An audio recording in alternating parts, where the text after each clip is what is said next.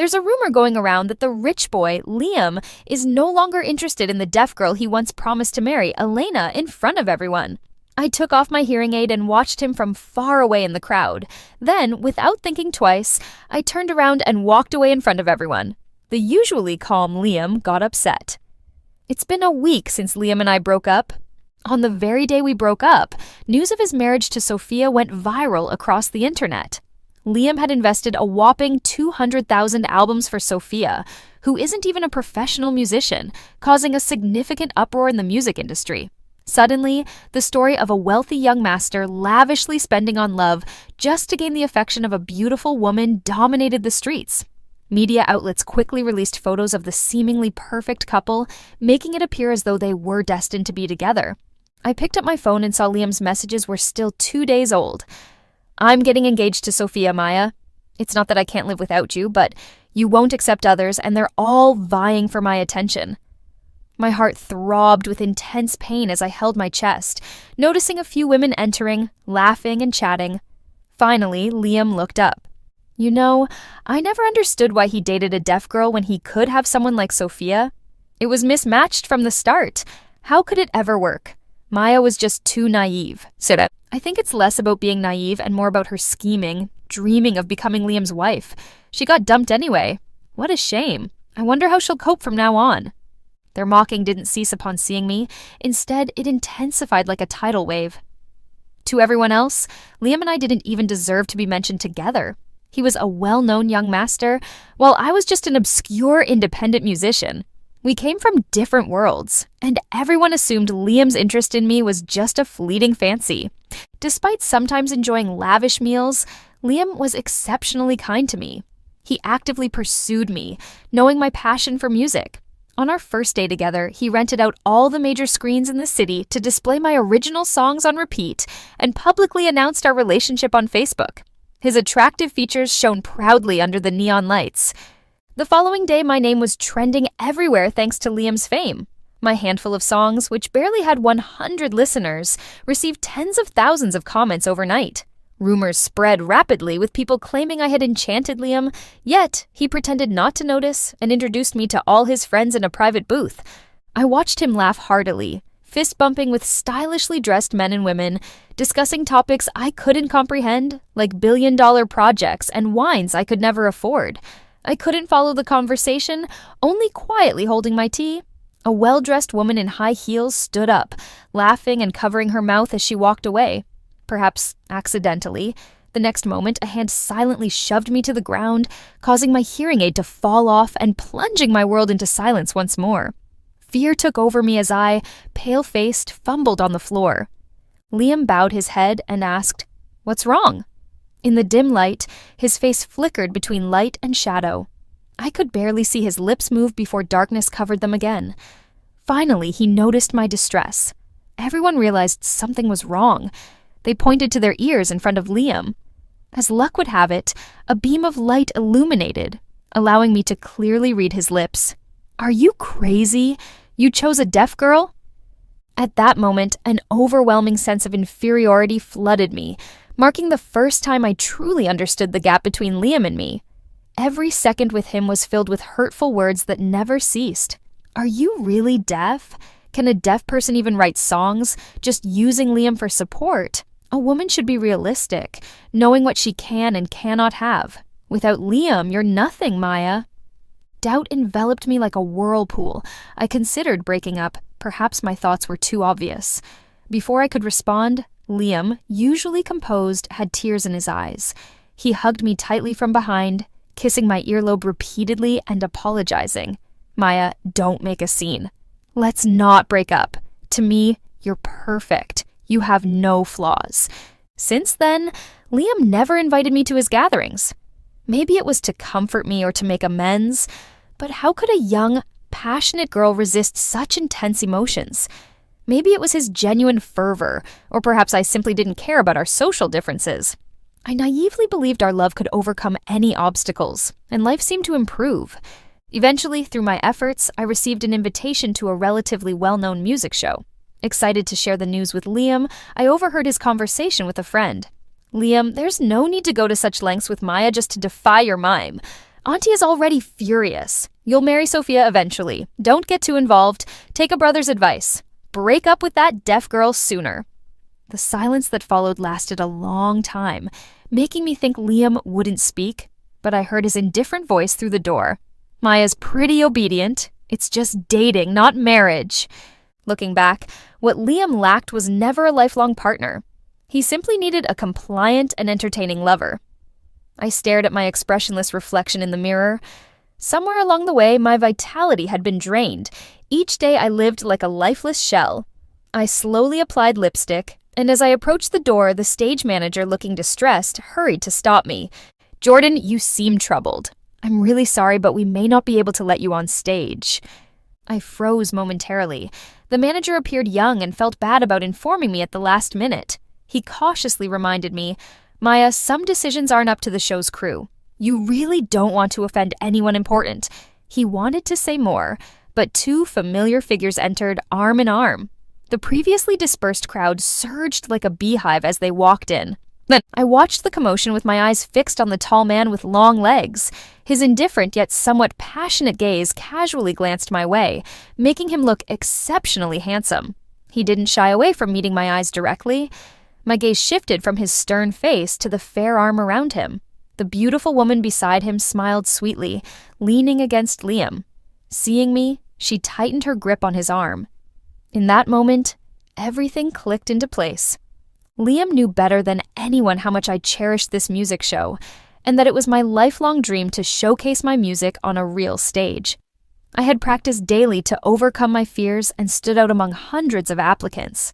My room was cluttered with crumpled sheet music scattered in trash and corners. I had spent many sleepless nights perfecting my performance, yet with just one offhand remark from him, I was easily discarded. At that moment, an insurmountable gap separated us as he approached step by step. He smirked, but his voice cut through me like a cold, sharp sword. "I told you, Maya. He said things you don't want. Plenty of others do." Liam knew exactly how to crush me. There's nothing more ruthless than destroying someone's dreams. Years of self-control broke down uncontrollably at that moment. To everyone's shock, I slapped Liam hard across the face. I used to cherish him, seeing him as a beacon in my life, but now my heart felt dead. I looked at him calmly as his eyes filled with disbelief. "So you can just trample on others' efforts, Liam? You disgust me," I said, turning to leave. Sophia's concerned, soft voice kept ringing in my ears. I felt Liam's piercing gaze locking onto my back through the crowd. When had the golden boy ever been treated like this? Every inch of my back felt like it was burning. I walked faster, not daring to look back. By the time I reached outside the hall, it was already pouring rain. The dark night had swallowed the usual brightness. My phone buzzed again. My father, slurring his words from drunkenness, continued to harshly scold me. "Little deaf girl, tell me, why would Liam marry someone else? You had a rich man, and you let him go. Tell me, can you do anything right? Can I do anything right?" I stared blankly ahead, my eyes devoid of light, taking deep breaths to hold back my tears as the voice on the phone rambled on. "Your mom left because of you. Liam doesn't want you either. And you're still a cripple." How could I have been born such a curse? Hearing this, I couldn't help but force a bitter smile. "Dad, if it wasn't for the slap you gave me back then, do you think I'd be deaf?" With that, I decisively hung up. The phone kept ringing, but I didn't answer. I wiped my face with my forearm. No one could bear seeing their hard work taken away instantly, but I felt too insignificant. The only thing I could do now was start over. Liam would surely target me even more in the future. I couldn't let him affect my mood. After some reflection, I contacted a studio that had extended multiple invitations, which I had previously turned down. We chatted briefly, and they said they were still willing to purchase the rights to a few of my unreleased sheet music for a high price. If I agreed, we could sign the contract immediately. I was a bit hesitant, as I had previously declined their offers due to their eagerness. After all, I wasn't a renowned musician. Why would a studio pay a high price for an average person's sheet music rights? But when I finally inquired, they responded with just 2 sentences. "Everyone has a chance to shine. Besides, you're a diamond in the rough." Those words felt strangely familiar. We scheduled the contract signing for Saturday. We chose a private cafe as the meeting place. Upon arriving, the large cafe was empty. The owner prepared a cup of my favorite Americano. I sipped the coffee and took out my phone. The music show where Sophia replaced me had aired the previous night. I guess Liam had pulled some strings to capitalize on the online buzz, urging the production team to accelerate it. Sophia seized the opportunity to debut her new song, Blossom, on the show. While singing, she gazed tenderly at Liam, who was seated in the audience. The perceptive producer quickly focused the camera on Liam's striking face. At the end, they used the final lyrics to openly confess to Liam, "You are a beam of light. Knowing you, I fear I will fade away silently." When the song ended, the production team, aiming for more buzz, used a shot of Sophia and Liam together as the cover image for the show. Online discussions exploded. Just half an hour into the broadcast, numerous entries about Sophia started flooding the trending topics. Sophia the genius, Sophia and Liam, Sophia's new song, Bloom. I was the only one whose face paled upon hearing the song. I had written it 2 years ago. Every word in the lyrics concealed my indescribable love for Liam. I'm not good at expressing myself. Only in songs could I reveal these feelings so openly. I had planned to give this song to Liam as a birthday present, but he was busy with family matters then. By the time we met again, a month had passed. In the end, I didn't get to give him the song. Instead, it was tossed into the deepest part of my drawer. Liam always said I was awkward, reluctant to express my love openly. Later, I thought that if I could one day take my music to the stage, I would perform this song again and give it to him in front of everyone. So, Liam didn't just steal my song, he gave it to Sophia, using my love as a sacrifice to fuel his relationship with her. At the end of the show, when the host asked Fiona about the inspiration behind the song, she smiled shyly and carefully glanced toward Liam, who remained silent in the distance. Did that even need to be asked? Among the guests, cheers erupted and the chat exploded with comments. Sophia definitely wrote her love for Liam into the lyrics. Where did our Sophia get her genius from? And what's this, Maya? Even supposed to be marketing yourself as deaf all day long? Who knows if that's true or not? People without skills like to seek attention in such ways. The vicious comments didn't stop. I stared at them, unblinking and dazed, when a well-defined hand grabbed my phone without hesitation. He then flipped it over and set it aside. I looked up. Unlike Liam's reserved handsomeness, the man before me was bold in temperament, with slightly raised brows, long eyes, and a distinctly alluring mole beneath one of them. It was Ethan, the rising new movie star of the year. Seeing my reddened eyes, a hint of displeasure flashed across his face. "Years without seeing you.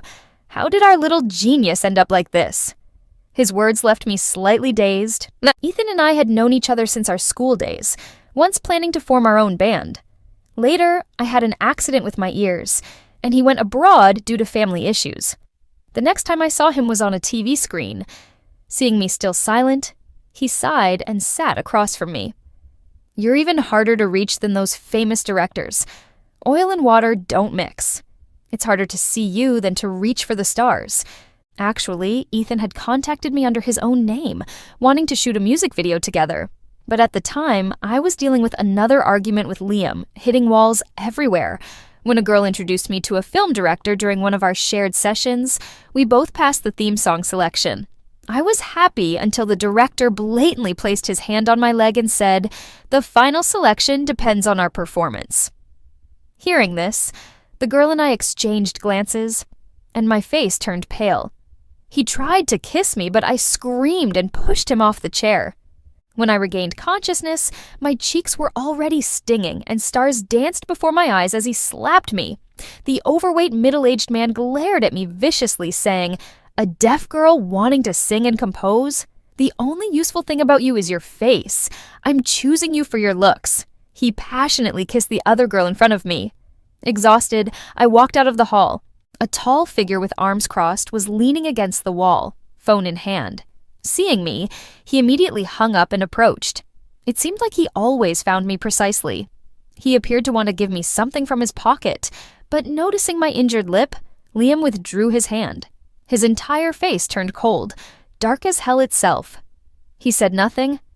I tried to force a smile and tell Liam I was okay, but he didn't even look my way. He took me home, then sat silently in front of the dim couch all night.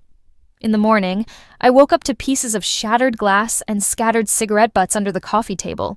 Gripping my wrist tightly, his voice hoarse and indifferent, he said, "Maya, trust me. I can pave every way for you except in music. Promise me no more music." Liam's expression remained as detached as always, but his voice carried an evident tremble in my ears. We fought fiercely that time. He wanted me to give up all the opportunities I had worked so hard for, to abandon my lifelong dream because to him, they were nothing. In a moment of desperation, I couldn't help but cry out, "Liam, you don't understand me at all. I don't understand you."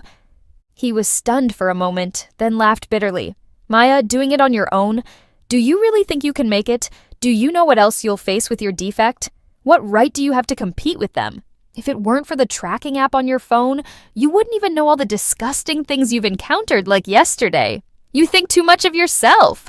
Liam stormed out, his harsh words leaving me stunned for a long time. I wanted to say, I worked so hard not just because I love music, but because I selfishly wanted to be someone who could stand shoulder to shoulder with you. I didn't want every accomplishment to be overshadowed by Liam's name. Looking back, maybe that moment planted an irreparable rift between us. Afterwards, we reconciled, but it felt like we'd made some strange pact.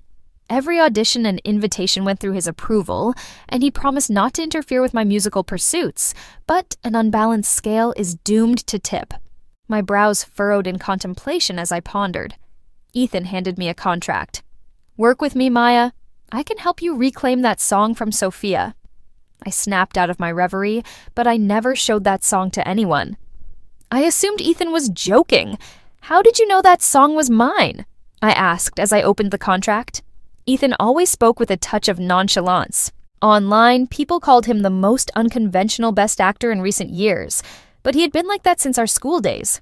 Unlike me, he never tried to change himself. His favorite saying was, "Flaws aren't necessarily flaws. I just live differently from what people expect. I believe we are both unpolished gems." Such straightforward trust came out of his mouth so easily. "Maya, you know everyone who writes songs has their little habits. Some like to add beats at the transitions, some like to add hooks at the end, just like handwriting. I know you too well. That song, the melody and lyrics, are totally your style. Maya, you're the most talented person in music I've ever met. I don't want you to be restrained by anyone. You once said your biggest dream was to bring your music to the stage. Now I've achieved my own dream. What about you? I think you should achieve yours too." Inspired by Ethan, I discovered a backup of the Bloom score on my computer, but unfortunately, the handwritten draft was missing. Ethan reassured me that it wasn't a big deal and requested that I remove all the songs I had composed over the past 2 years. He then suggested I audition for a new music competition show. I wanted to respond, but he interrupted me. "I didn't speak to the director, I just gave you the opportunity to audition. Whether you succeed or not depends on you. I have faith in your talent," he explained. As he spoke, Ethan's intense gaze was locked on me, and the way he looked at me only strengthened my self-confidence. I genuinely thanked him, but while waiting for the audition results, my heart pounded in my chest. When my name was finally called on the big screen, I couldn't help but stand up in excitement. Exiting the audition room, the air felt fresher than ever. I took a deep breath and accidentally bumped into someone. Sophia removed her sunglasses, glanced me over, and gave a lazy smile. "Do you really need to audition for a small, unknown show like this? Our Liam just shows up and the director rushes over, begging him on his knees to join. I'm still deciding whether to accept," she remarked. I remained indifferent, showing no reaction to her attempts to provoke me. Sophia quickly lost interest. She put her sunglasses back on and said, "Looks like I need to talk to the director about the kind of people joining the show." This woman exuded pure arrogance, but I wasn't angry. I simply shook my head and responded, "I don't want to be on a show with someone who copies others and lacks real talent, only hiding their incompetence through plagiarism.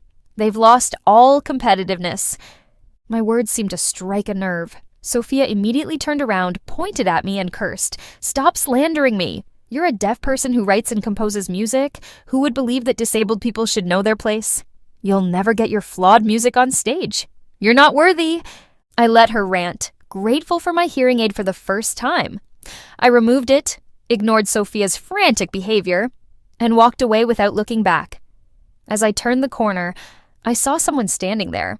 Ethan was leaning against the wall, nodding lightly with his headphones on, lost in his own world.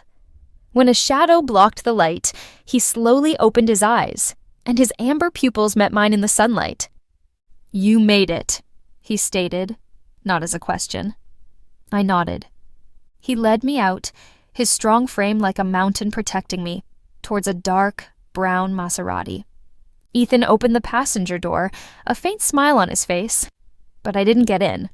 Instead, he turned on the Bluetooth speaker, and a familiar, soothing melody with soft humming and guitar played in my ears. It was the little love song I had sung at the school art festival during my senior year. Ethan was my accompanist, and I was the singer.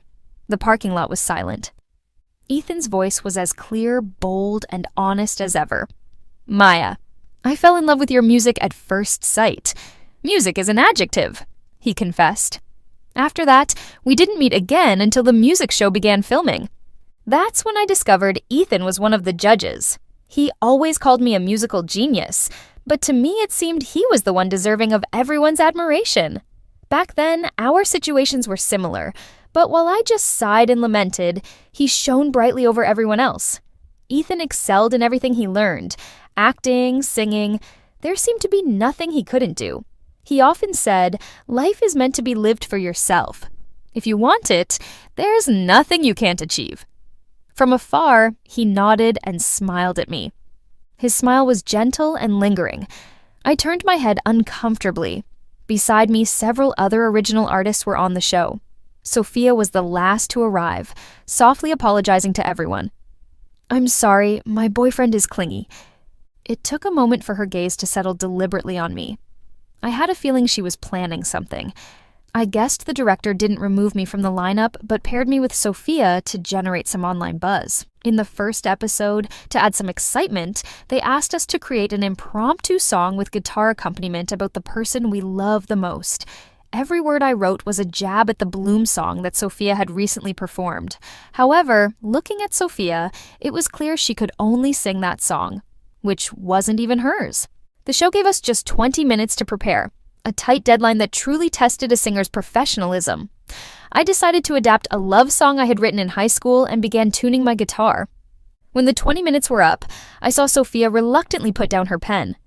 During her performance, the judges' expressions shifted from anticipation to confusion and disappointment. One judge diplomatically commented, "Maybe inspiration strikes at certain moments. Compared to Sophia's Bloom, this one falls a bit short. But since Sophia has Liam supporting her..." Despite her terrible performance, no one dared to criticize her outright. They had to continue praising her to ensure she remained in the competition, as the show's script required Sophia to be the ultimate champion. When the episode airs, people will watch it for entertainment, and few viewers would grasp the nuances of music. If the judges continued to flatter Sophia, the audience would follow suit blindly. Sophia genuinely believed in the empty praise, while Ethan, who hadn't commented at all, was repeatedly called upon by the host. Everyone's attention was on him because Ethan's expertise was widely recognized in both the music and entertainment industries. His remarks acted as a stabilizing force, steering public opinion accurately. He raised an eyebrow, his eyes slightly narrowing, and a faint smirk appeared at the corner of his mouth. "What was that?" The room fell silent instantly. Sophia's arrogant smile froze on her face. Ethan acted as if he hadn't just said anything, resting his chin on his hand and staring in my direction. The camera focused on me. With a familiar tune and my lyrical skills, once I started singing, the entire audience went wild. I had barely reached halfway through when I was abruptly stopped. The judges' expressions changed. "Maya, improvising doesn't mean plagiarizing someone else's work," murmurs spread through the audience. "Plagiarism? Has Maya lost her mind? She's actually plagiarizing." I knew it.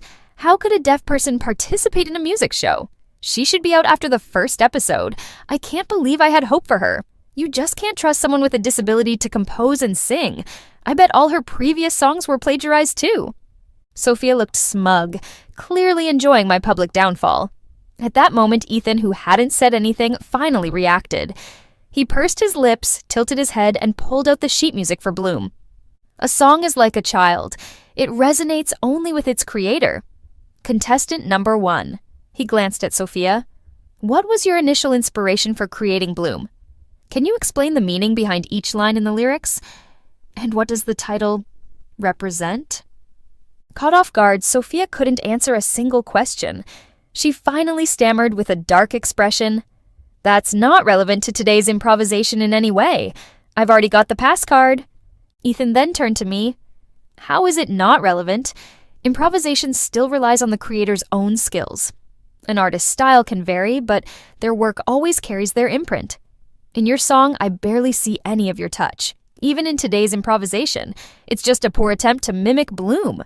However, Ethan's smile turned chilling. Ironically, I see Maya's influence in Bloom. I immediately understood his point. Seeing him look at me again, I smiled and confidently explained the inspiration behind my impromptu song. In the end, I bluntly stated, I don't know if anyone else thinks the title Bloom matches the lyrics because the original title wasn't Bloom, it was Dream. Out of the corner of my eye, I saw the director frantically signaling to turn off the cameras. I chuckled and raised my voice. The lyrics aren't about passionate love, but about the humility and longing behind it. She longs to be on equal footing with her beloved, walking side by side into the future. I turned to see Sophia shaking uncontrollably. I couldn't help but laugh softly. Stolen things are always stolen.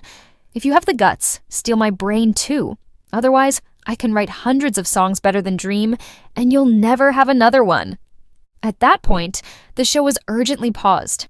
Reality TV can be edited, so Sophia demanded the director cut this part out and warned everyone present not to mention it.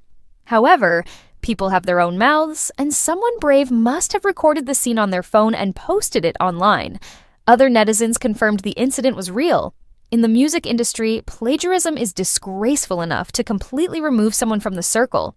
The public followed suit, and instantly the tide turned in my favor. Additionally, Ethan, the acclaimed actor, quickly posted on Facebook condemning plagiarism and openly siding with me. Sophia ended up being utterly shamed. Her previous songs were also uncovered and found to contain traces of plagiarism. A small-time singer came forward holding her ID, tearfully claiming that Sophia had stolen her song, produced it into an album, and threatened to ruin her life if she spoke up. This sparked a wave of public outrage. People flooded Sophia's account with curses, sent official complaints to take her songs down, and some even found her license plate number. People were throwing rotten eggs at her car as things escalated. Sophia became a social pariah. Forced to feign death online, seizing the momentum, I shared my unreleased songs and compositions. On Ethan's advice, I recorded an original version of Dream. Unlike Sophia's overly dramatic rendition, I started with a low pitch and split the climax into 2 parts, like a butterfly breaking out of its cocoon, telling a story of a love that ends in tragedy but defies fate. This was the song's true essence. Some attentive listeners even found Liam's name hidden in Dream. Comments poured in. We were wrong. I think Maya and Liam are a better match. Maya must have loved Liam deeply to the point of not daring to say it. Maya probably felt she wasn't good enough for Liam. This love, destined for a bad ending, breaks my heart. Everyone realized my love for Liam and how I had carefully hidden his name in every corner of the lyrics, but he shattered it himself and handed it over to someone else.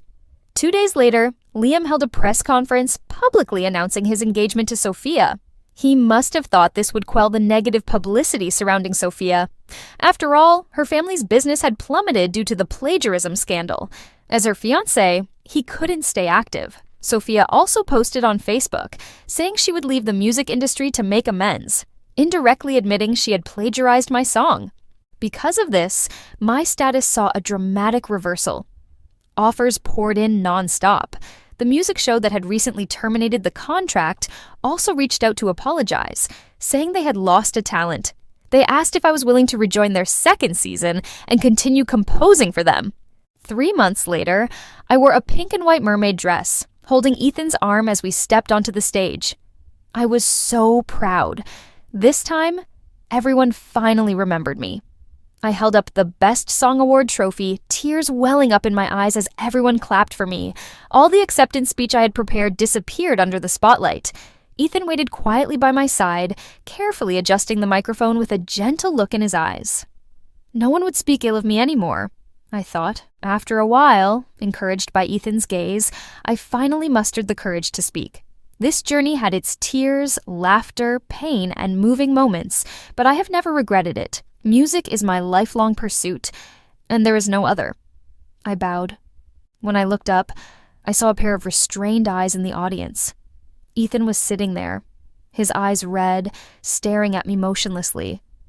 After the awards ceremony ended, Liam blocked me at the door of the banquet. He looked quite disheveled, with a cut on his lip, stubble on his usually well-groomed chin, and fatigue in his eyes. I could faintly see bruises on his neck. I had seen news about him.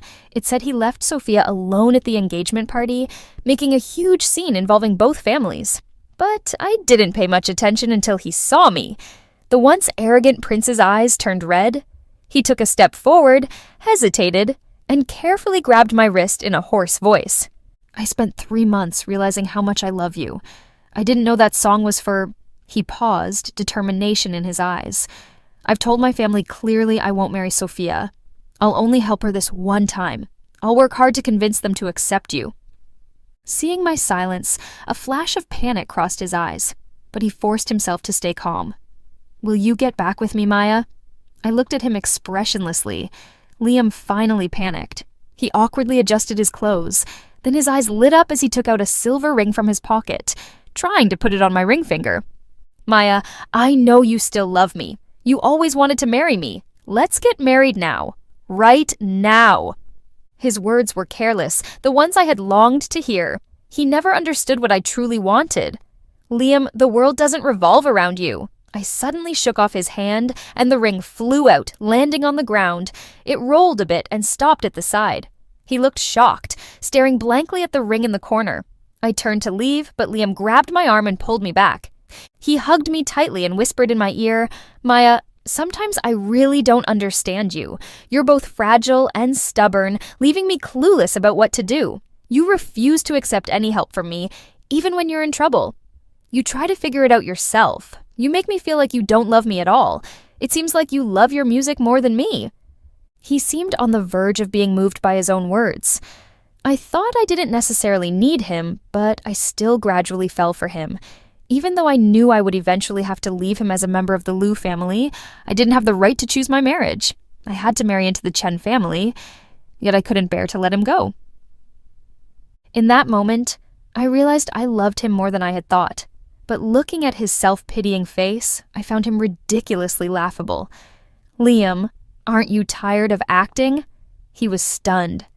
I took a step back, suddenly widening the distance between us, drawing a clear line.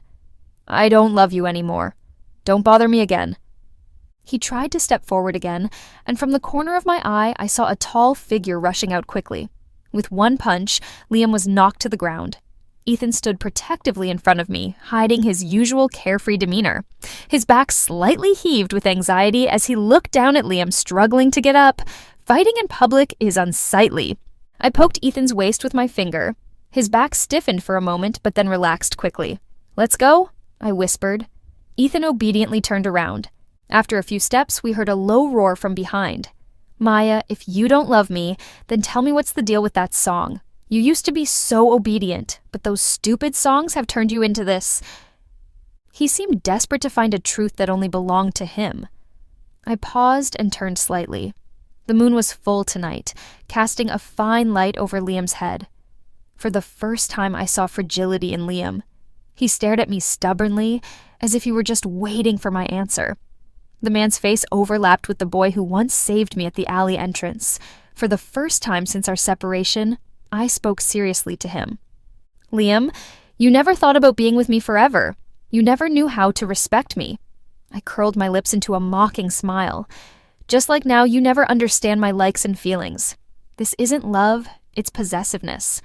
A pampered prince like you would never easily offer someone your true heart. Liam never understood my insecurities, nor did he care to.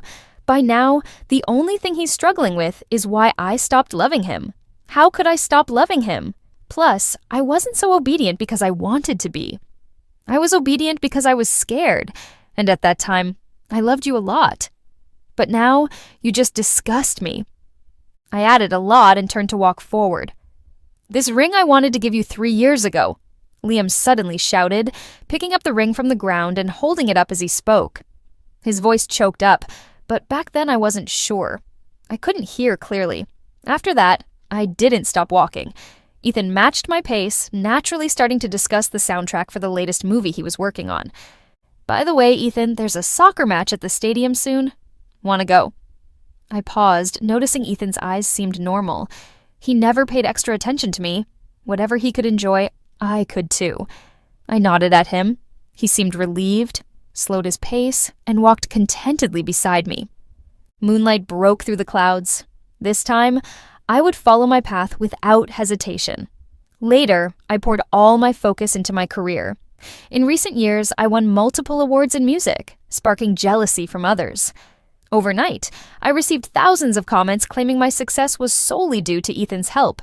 Negative reviews fueled public opinion. I read one comment first. It was from Liam. Now it's Ethan's turn. Has Maya ever achieved anything on her own? Before I could react, a user named When Will Ethan Achieve His Dreams clapped back. Every negative comment about me was persistently rebutted by this person. I stayed up all night reading those comments. The next morning, Ethan called, saying he wanted to help explain things on Facebook. I replied offhandedly, "Wouldn't that just confirm their claims even more?" Ethan went silent. I ended up comforting him. "I know you're worried about me, but I have a plan."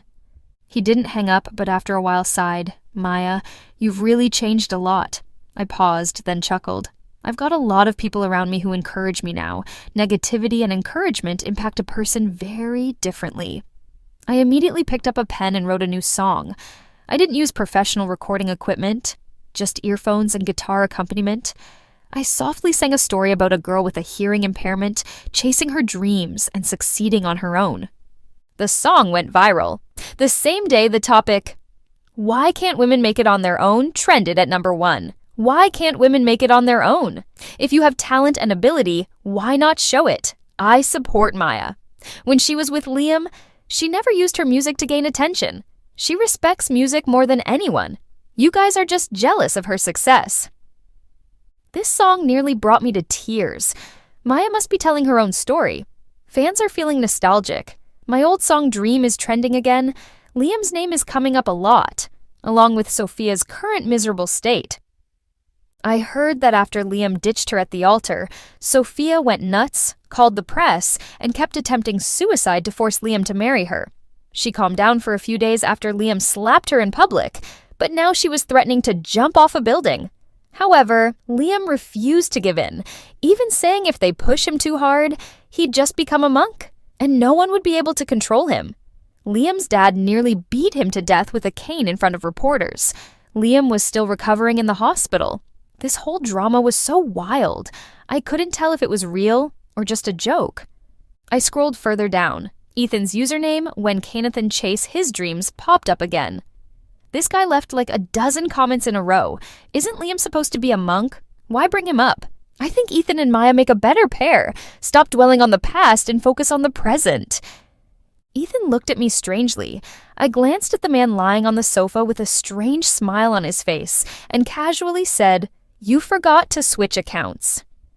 Ethan's face changed instantly. He sat up quickly. "No way, I thought I switched." When he met my scrutinizing gaze, he awkwardly scratched his head and changed the subject. "Your dad hasn't bothered you again, has he?"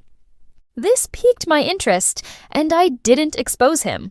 Instead, I curiously asked, "What did you do? Ever since I became famous, my dad keeps showing up asking for money. If I don't give him any, he causes a scene at my company's entrance. I've called the cops countless times, but they can't do anything since it's a family matter." Ethan rubbed his nose, his attractive almond eyes narrowing with a hint of ruthlessness.